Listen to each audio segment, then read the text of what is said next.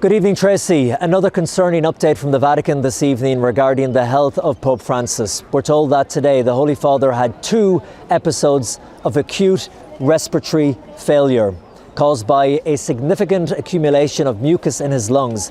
This resulted in the Pope suffering from another bronchospasm, a tightening of the muscles in his lungs, making it difficult for him to breathe.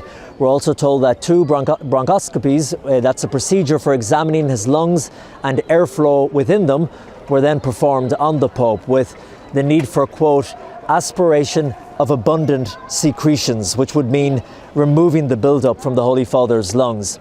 Now, the statement from the Vatican went on to say that in the afternoon, the Pope once again received non-invasive mechanical ventilation, oxygen through a mask.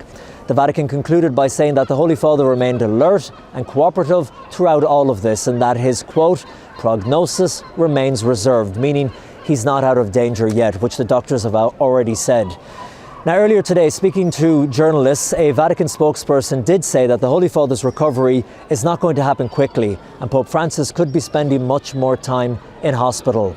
The Holy Father has been in the Gemelli Hospital for 18 days now, and we're told that despite his condition remaining critical, he still maintains some level, at least, of official work duties. For example, earlier today, the Vatican released a message from the Pope written to the participants of the General Assembly of the Pontifical Academy for Life. It was dated as being written on February the 26th, which would have been last Wednesday.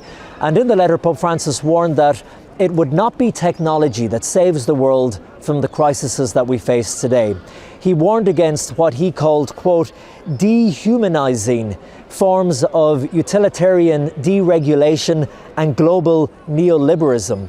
He wrote that we must, quote, examine with greater attention our representation of the world and the cosmos. He said, if we do not do this and we do not seriously analyze our profound resistance to change, both as a people and as a society, we will continue to do what we have done in other crises.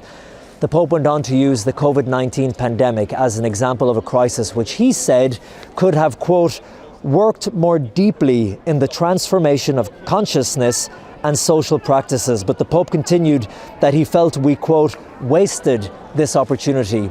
He reminded the participants in this meeting to always listen carefully to the areas of scientific knowledge in order to, quote, avoid being anchored in our certainties, habits, and our fears.